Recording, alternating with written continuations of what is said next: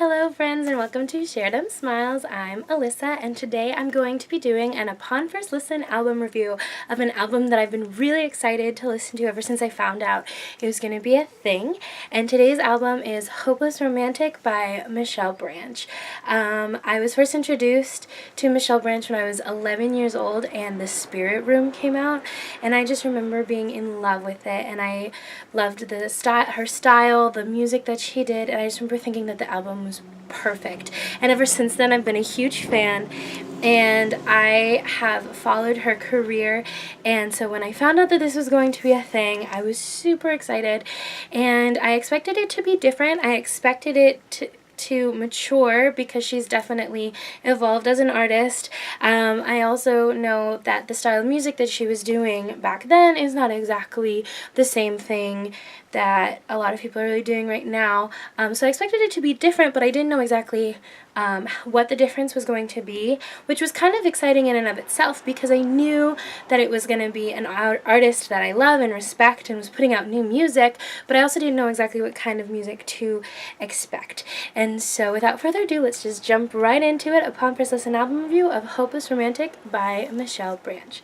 The first song on the album is called Best You Ever, and right away the edgier instrumentation choices kind of stood out to me.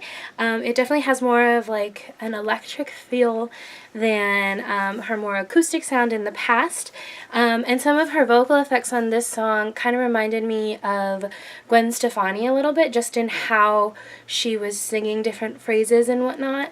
And the second song on the album was called You're Good, and I was still getting used to this new electric sound, but it was good. I just was still trying to kind of get a feeling for it because I wasn't hating it by any means, but I also wasn't really being moved by it in any kind of way, so it was still kind of new to me, still getting used to it. The third song on the album is called Fault Line. It feels a little bit lighter instrumentally, which might be why I really liked this song. That and definitely the words of the song. It kind of talked about lovers who are in a relationship that's kind of teetering, like on a fault line. But I really liked this song. This was the first one that I heard that made me more excited to listen to the rest of the album, because the songs before that, like I had already said, weren't really moving me either way, but this one made me want to listen to the rest of it. The fourth song on the album is called Heartbreak Now, and the line that stood out to me was, "You can't help who you love." And to me, this song sounded more like a mix of her new style that she's presenting as well as like her old style. So it was like kind of like an old friend grown up as opposed to anything like new. But I liked that take on it.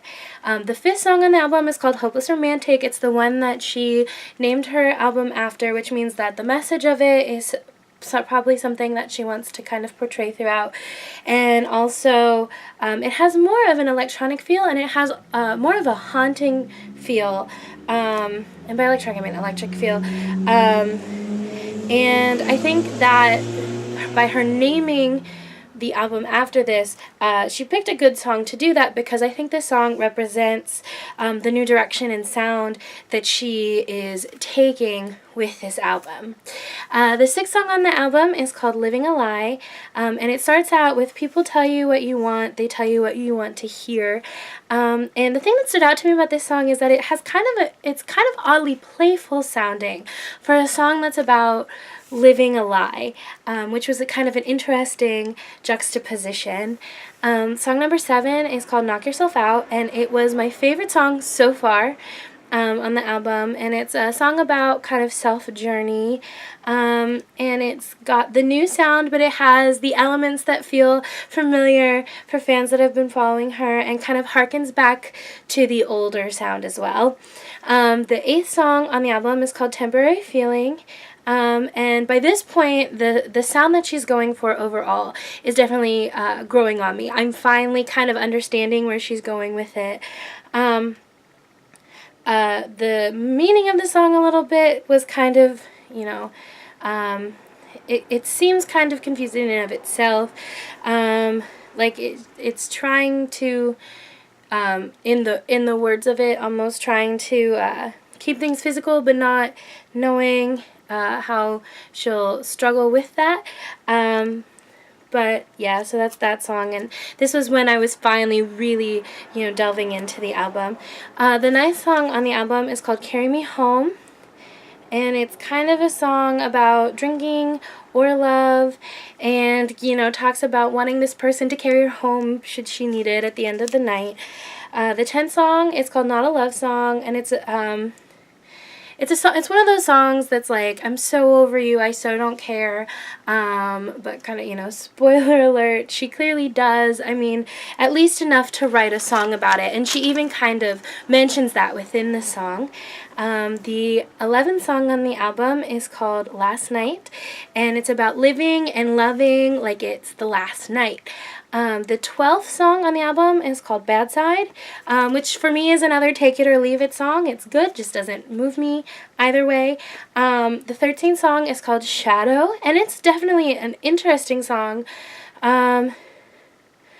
It's kind of one of those songs that I feel like is a little bit more up for interpretation, is written in such a way that it's not going to be super specific about what it's about.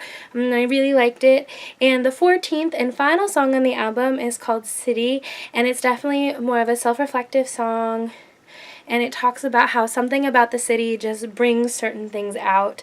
Overall, I think my rating system, I've been doing out of 5 stars, and everything kind of has been falling into the same realm, which isn't really fair. I don't think it really gives a strong representation, but I'm going to keep it out of 5 for now because that's what I started with. This one, though, I mean, I don't know if you really do, like, really specific decimals usually, but I'm going to have to give it like a 3.8 because I don't think it's really strong enough for a 4, but it's definitely stronger than like a 3.5. So I'm going to give it a 3.8 out of 5 stars.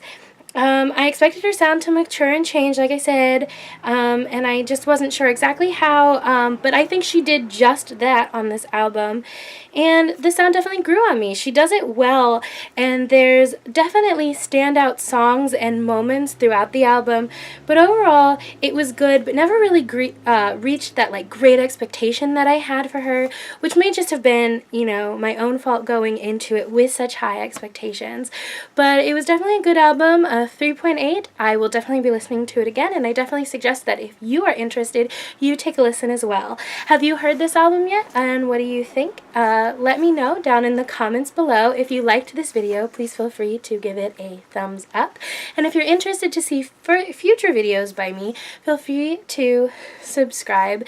Thank you so much for watching. I love you all, and as always, don't forget to share them smiles. Alright friends, ciao for now. Where's the...